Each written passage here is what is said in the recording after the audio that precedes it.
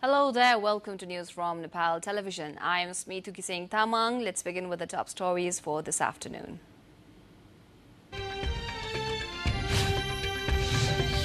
Visiting chairman of China's Standing Committee of National People's Congress, Li meets National Assembly chair and CPNUML chair to meet PM Deobat this afternoon. Government formed task force to recommend measures to curb loan shark submit its reports. 2,289 complaints lodged.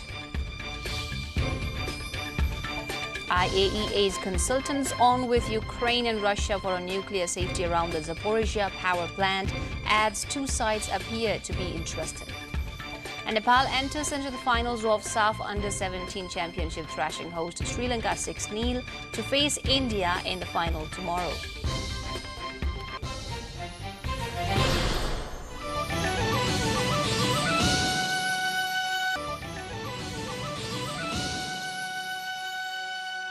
Welcome back. The news in detail.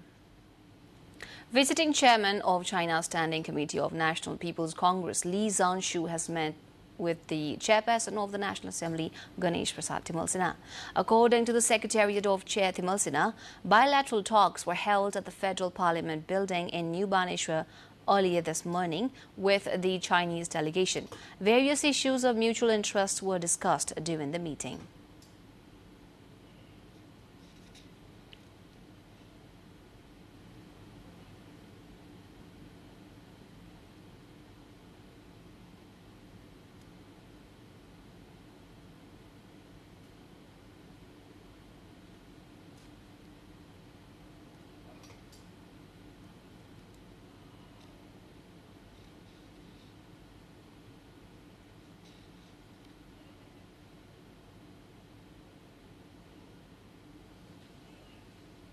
The Chinese leader also met separately with chairman of CPNUML KP Sharma Oli and chairman of CPN Maoist Centre Pushpa Kamal Dahal in the morning today. Li will also meet with Minister for Foreign Affairs Dr. Narayan Khadka today. Li is also slated to pay courtesy call on Prime Minister Sher Bahadur Deva this afternoon. Li, accompanied by officials from the People's Congress Communist Party of China and its foreign ministry, arrived in Kathmandu on Monday in course of the four-day visit. Li is the highest-ranking Chinese official to visit Nepal after Chinese President Xi Jinping, who visited Nepal in 2019. This is the third highest visit from the north in the last 1 year after the formation of Sher Bahadur Deva's government.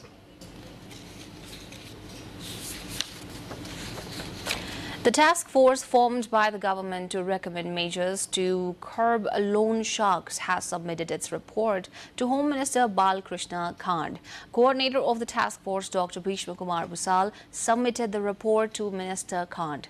As stated in the report, a total of 2,289 complaints were received relating to the loan shark, and of them, 59 cases were settled, while 7 cases have been lodged in the concerned courts. Likewise, police have been probing into 7 other issues.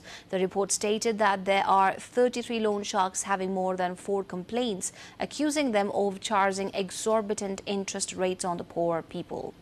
The report has mentioned the compulsions of the poor people to seek loan with loan sharks, reasons behind poor access of bank and financial institutions to poor farmers, processes to receive loans from such informal channels, vicious cycle of exorbitant interest, international practices on the action against the loan sharks, and other issues have been included in the report.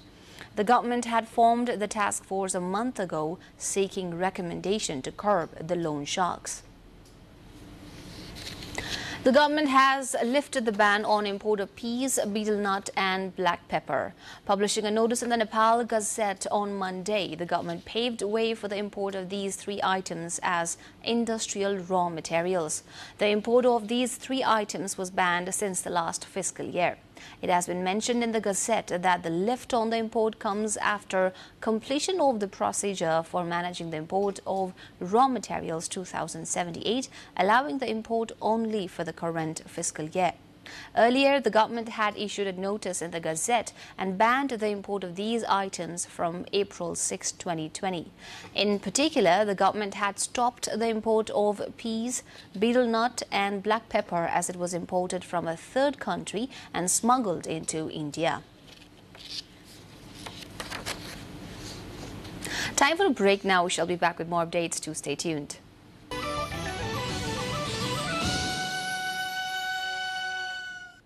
Welcome back. You're watching English News on Nepal television. More from International Front.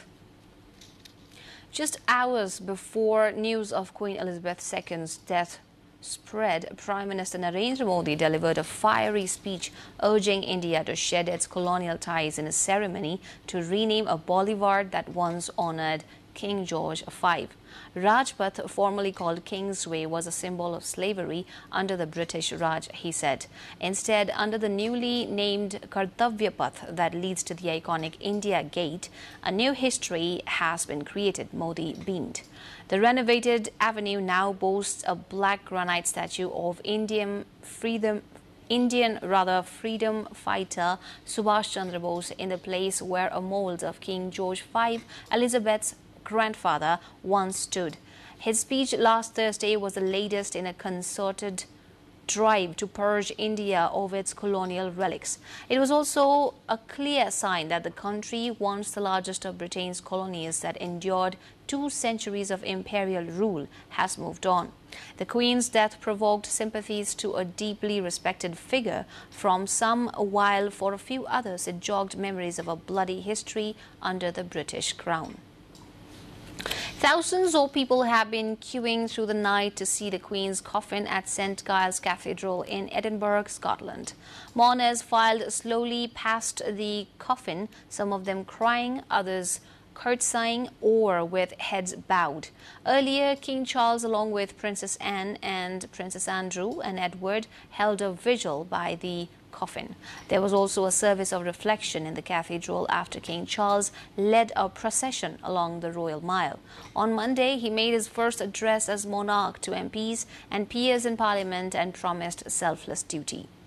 A national minute silence will be held on Sunday at 8 p.m, the night before the Queen's funeral in Westminster Abbey.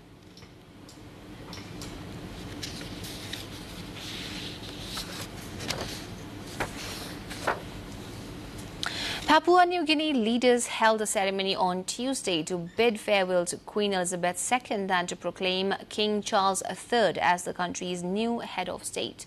Governor-General Bob Dadei and Prime Minister James Marape were joined by dignitaries at the ceremony outside Parliament in the capital, Port Moresby. Dadai and Marape will be travelling to the UK on Tuesday to pay their respects to the Queen. Marape is set to meet King Charles III on Friday, which coincides with Papua New Guinea's 47th Independence Day anniversary, local media reported.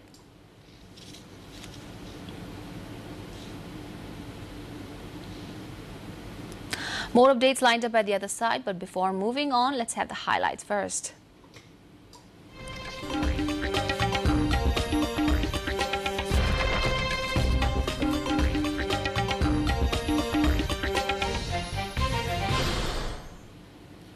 A mourning ceremony was held Monday for victims of the 6.8 magnitude earthquake in Yan City, Ganzi Tibetan Autonomous Prefecture, southwest China, Sichuan province. Air defense sirens echoed over the epicenter at 12:52 a.m., the exact time that the earthquake occurred last Monday. People observed 3 minutes of silence for the earthquake victims. Members of the State Council's Earthquake Relief Headquarters, heads of military units and provincial departments, representatives of the People's Liberation Army and armed police involved in rescue operations, fire and emergency rescue teams, medical staff and volunteers attended the morning activities.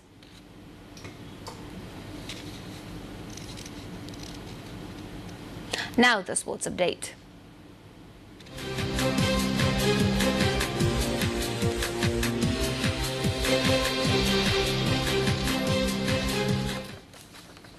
Nepal has secured its berth in the final of the SAF Under-17 Championship, thrashing host Sri Lanka 6-0. The Nepali side kept the domestic side maintained its dominance during the match held at Racecourse International Ground in Colombo. Captain Prashant Lakshyam scored the first goal for Nepal at 21st minute, followed by goals from Harish Bhatta and Neeraj Karki. Nepal had entered the semi-finals, defeating Bhutan and India in previous matches. Nepal will face India in the final match slated for tomorrow.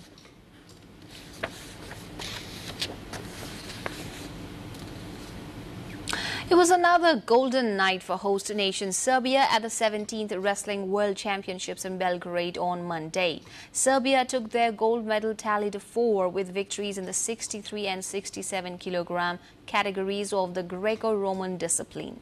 First, Sebastian Nad upset 2021 silver medalist and newly minted European champion Larry Abulats of Georgia 3-1.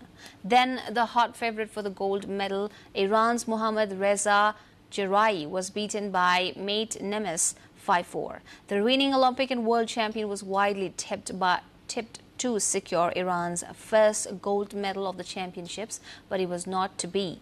Turkey picked up their first gold medal of the tournament when Burhan Akbudak beat Zilgasbey Burdi Muratov of Uzbekistan 7-6 in the 82 kilogram division. And Armenia did the same when Arthur Alexanyan beat Bulgaria's Kirill Milov 5-1.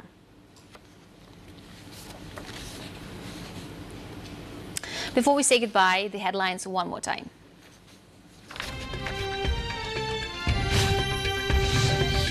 Visiting chairman of China's Standing Committee of National People's Congress, Li, meets National Assembly chair and CPNUML chair to meet PM Deuba this afternoon. Government formed task force to recommend measures to curb loan sharks submits its report. 2,289 complaints lodged.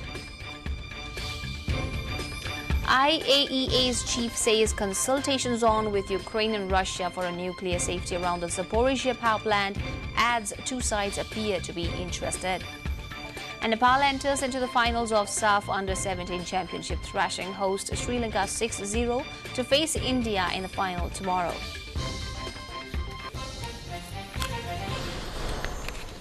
This brings us to the end of the bulletin. We shall be back with the next one at 6 this evening. Till then, goodbye. Namaste.